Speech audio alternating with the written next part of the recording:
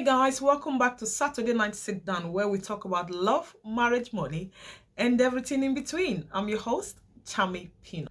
If this is your first time joining me, you are very, very welcome. And for those of you that keeps coming back every weekend, guys, you are the best. Thank you so, so much.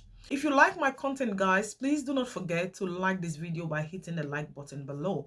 And also, guys, if you haven't subscribed, please consider subscribing. Join the family. We are, a small YouTube channel, but we are growing daily. So join the family by hitting the subscribe button. I think it's somewhere there or somewhere there. Thank you very, very much. On today's episode, guys, I am talking on a very important topic: how to have the sex talk with your children. I'm talking on the topic on how to have the sex talk with your children. Okay, so without wasting your time, guys, let's dive right in.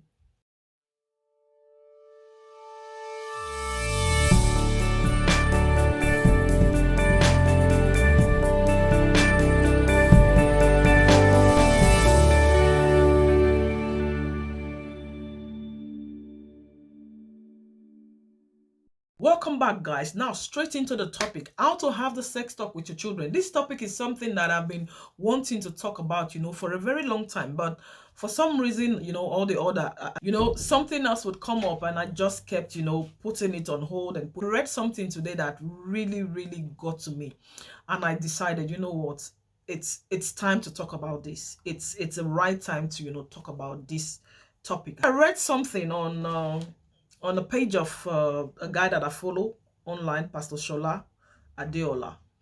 And this is a woman that wrote, anonymously to Pastor Shola.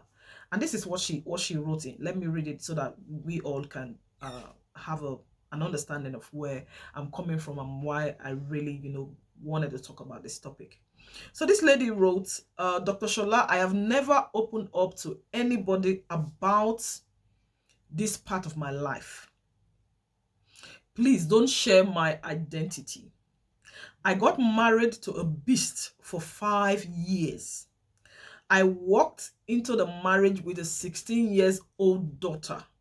3 years, my daughter never wanted to do anything with my husband. They are like night and day. It took me 5 years to figure it out. My husband raped my daughter many times and she refused to tell me. She said she knew I won't believe her. She got pregnant and we had to abort it. I am still living with the pain now. My daughter is inside a shell and going for therapy every Tuesday. I ruined my own daughter's life because of my desire to have a life partner. There are evil men out there. Women should be careful who they bring around their kids. Yes. So when I read this story, guys, it really, really hit me. It really got to me. And I thought, you know what? It's high time that I talk about this. And I really don't understand why we as parents, we find it so difficult, to have this sex talk with our children. And when you fail to have this sex talk with your children, these are the kind of results, that you get. If you don't have this sex talk with your children when you are supposed to have it with them, they will be exploited and used. And then your children becomes, like the story that she just said, the girl, as withdrawn into our own shell. It means now the girl is traumatized, raped by her stepfather.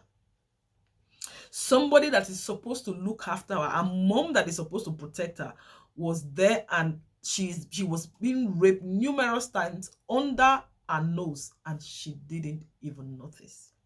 Now, let me start with the question. Are we going to blame the mom for not seeing this thing?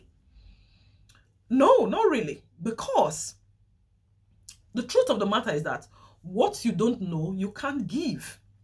And most of our parents, most of all these things that we are hearing of, or most of all these things that is happening in our society, is because their parents never had this sex conversation with them as well. It's always been a taboo, especially in the African community. The sex talk has always been a taboo topic in the African community. Nobody talks about it. So you find that young girls are being raped, young boys are being, molested in the community by people that are around them, those people that are so close to them, by their uncles, by their stepfather, by their aunties, by the neighbor. But they don't come out, they can't come out and speak about it. From the message that I just read, the daughter couldn't speak up or open up to the mom because she thought that the mom would not believe her. And why? You might ask yourself, why would she think the mom would not believe her? The answer is just one reason. Because there is no relationship between the daughter and the mom. Especially in our African community, the only sort of relationship we have, there's no relationship. It's just our parents are here and we are here. Whatever they say goes. Our parents doesn't want to listen to whatever we have to say because they feel we've got no brain. We've got nothing to know. We don't know anything about life. So we should shut up and just listen. And this is the same mentality or the same message that they preach in our churches. They feel that we as Christians should always just shut up and just obey. And this is not only messing up Christians, it is messing up the community and the society at large. Because our mom, their parents, from our ancestors, it's been passed on from generation to generation that you don't talk back to your elders, you don't argue with your elders, you don't ask questions, you just shut up, listen, and obey. Now, the reason why you can't, as parents, or most African parents can't have the sex conversation with their children is because of lack of understanding, lack of knowledge. And also because, like I said, they can't give what they don't have. Their parents never had this conversation with them. I remember, when the first time that I saw my period, the first time I had my first menstrual flow, I didn't know anything about menstruation, and when I saw the blood, I panicked and I screamed because, I thought, something has, caught me down below. I screamed, and we had, visitors in the house. I screamed, but my mom was like, what? And I said to her, look. And then she dragged me into the bedroom.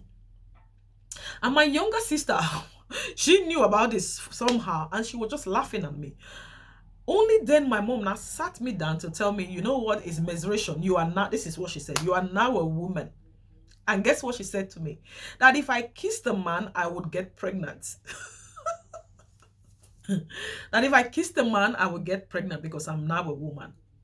And guess what happened when I later found out that kissing a man doesn't get you pregnant? You just have a guess. So these are very important conversations that we need to sit with our children and have a discussion with them about it. And how do you go about having this discussion? Because I know for some people, it's a very difficult topic for them to really sit down with their children, and have this conversation about sex. For me, it isn't. I have been talking to my child about sex since he was 5 years old. And when I say about sex, there are different levels. So at different stages of the child's life, there are different ways that you will talk to them about sex. The reason why most of our children as African parents, don't come to us with things like this when it happens to them, it is because there is no relationship. They don't have a relationship with you as a parent. Most of our children are scared of us as African parents. They are frightened of us as parents. And it's so wrong. It shouldn't be like that. So the first step to have, a sex talk with your children is building a relationship with your child. Building a relationship, because when you build a good relationship with your child, then they will have a trust in you to come to you with anything that is bothering them or anything that has happened to them. So, like the Bible says, if the foundation is destroyed, what would the righteous do? So if you don't have a solid foundation with your children, a good relationship with them, there is no way they will come to you. If your child is scared of you as a parent, then your child will never come to you with things like that. So the first step of having the sex conversation with your child is to build a relationship, is to build a level of trust between you and your child. And it doesn't matter what gender, male, female, build that level of trust. Let them know that they can come to you with anything. Let them know that they can trust in you, that they can confide in you with anything. Let them know that nothing is too big and nothing is too small for them to bring to you. Let them know that you will listen, because most of our parents, before you say something, they don't listen. They just lift their hands up and start beating and start cursing and start shouting like lunatics. So your children will never come to you.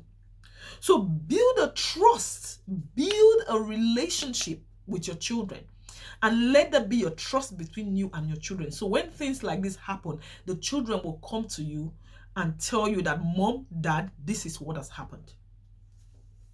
Okay, now that we have established that fact, how can you now have the sex talk with your children?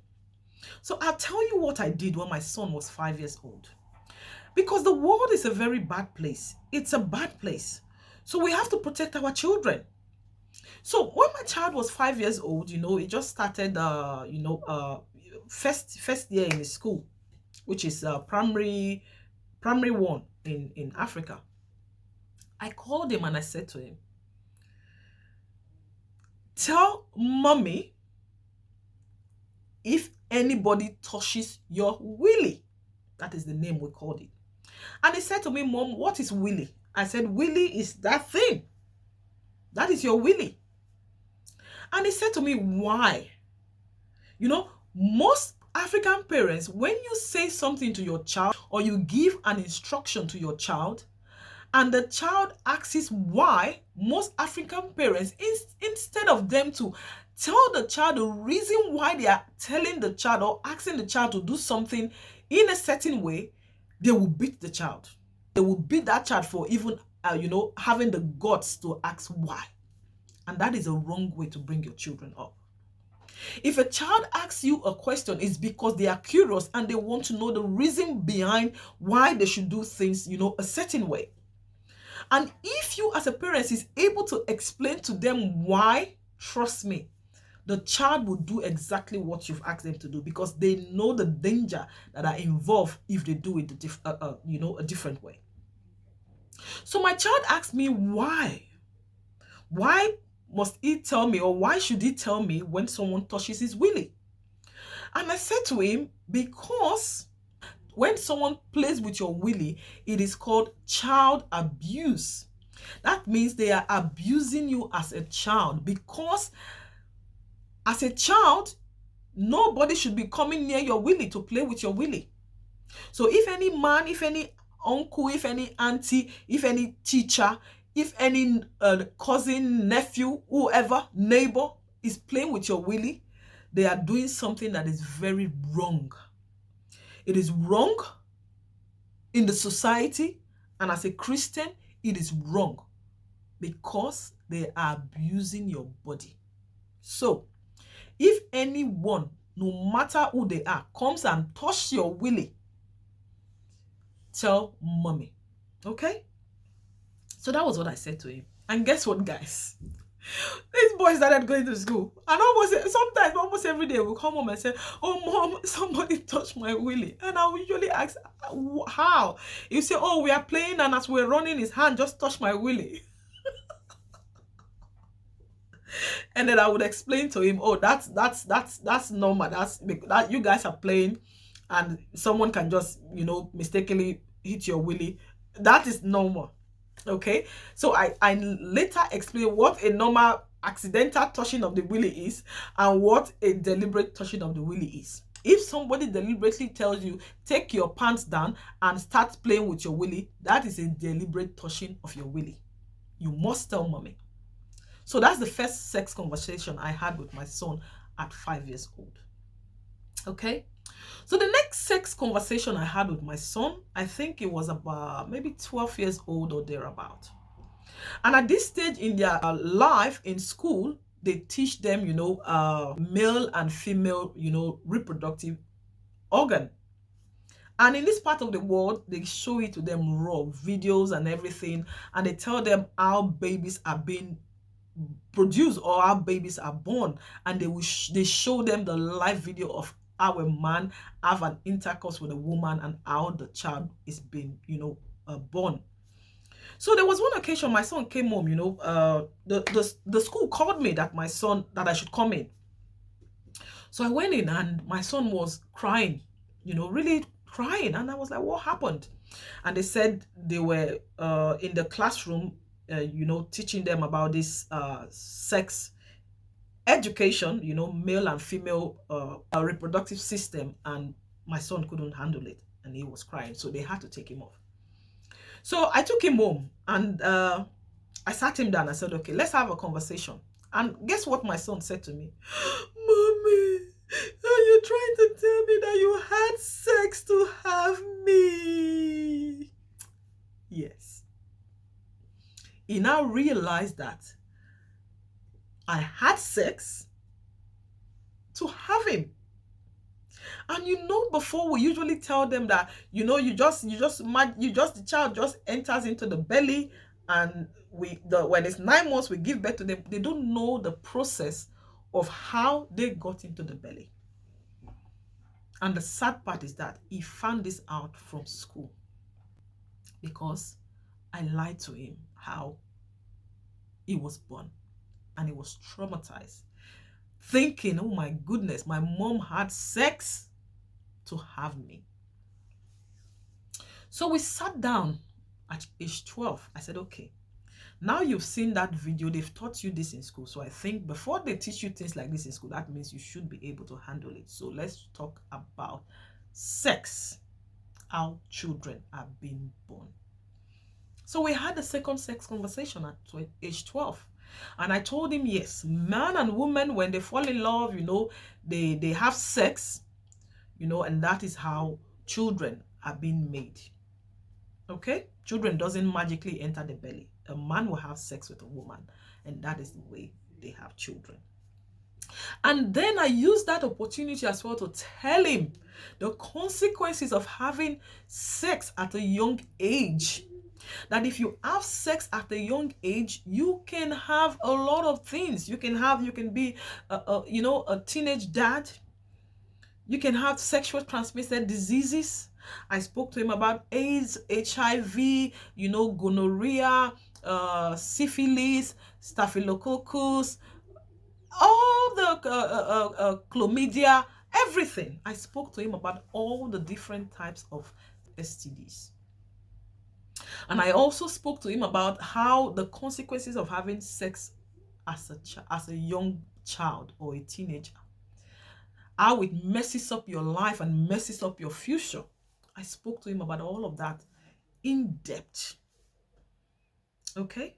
And I told him that as you are growing up, sometimes some girls will come and try to lure you into doing things that you wouldn't want to do. I told him how to resist all of that. And I had a third sex conversation with him at the age of 15.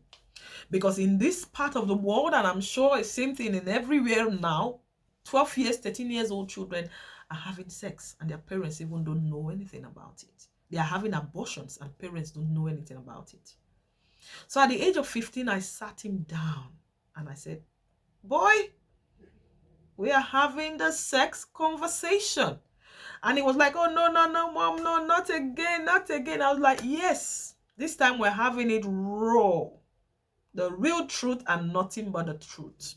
So we sat down and we talked about sex, the raw talk of sex conversation. Because he's now a teenager, he's 15. You can impregnate a woman at this age. And I asked him, have you ever, have this conversation, guys, with your children?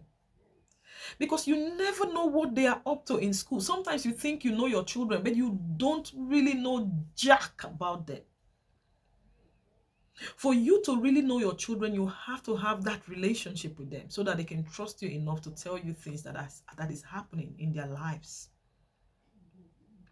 I remember when my son came home at about maybe 14 years about when told me that a girl kissed him at school. His friends told him not to tell me that I'll be mad, but he came home and told me, "Mom, you said I can trust you with anything. We can talk about." I said, "Yeah, of course you can. What's up?" And he told me a girl kissed him.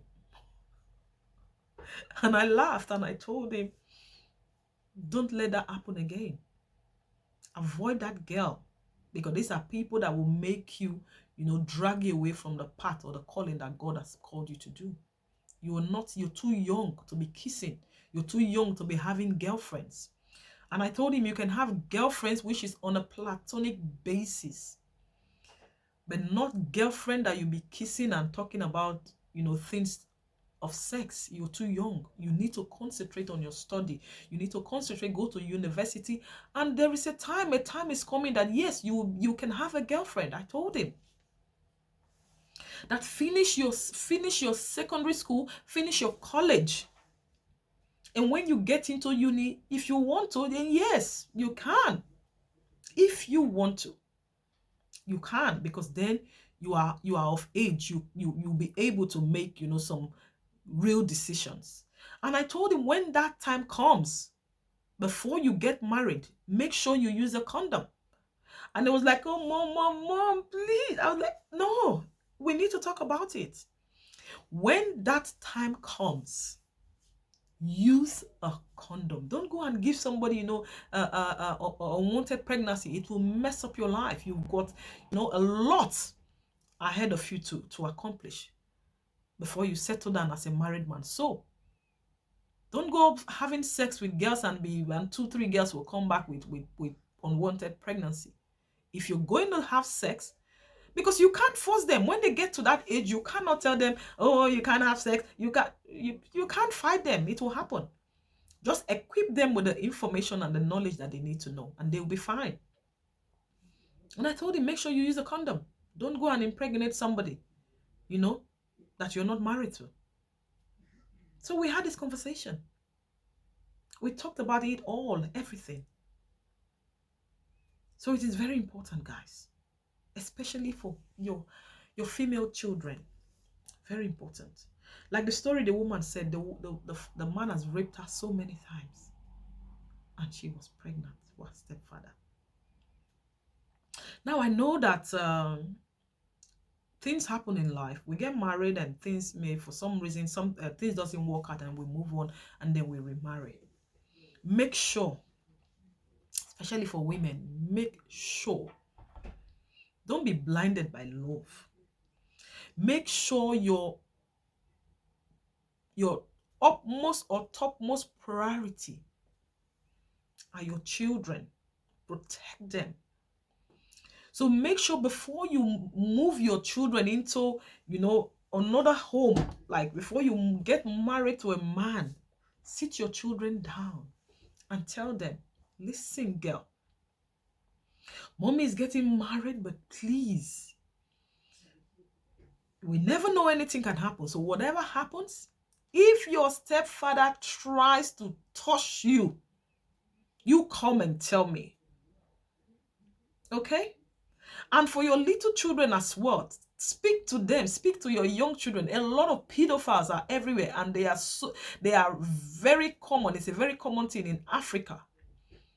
People are raping our young children, and they tell the children that if you tell your mom will not believe you. Your mom will. And it's something you also have to teach your children, how to be contented with what they have.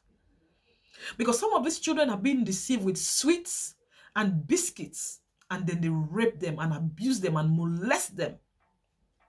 And they can't come home to tell you, because before they even say a word, you've descended on them and you beat the life out of them. Teach your children. Speak to them about it. If anybody, because it can be anybody. It can be the neighbor. It can be their cousin. It can be even their own father. It's happening. It can be uncle. It can be a friend of their older brother. So speak to your children.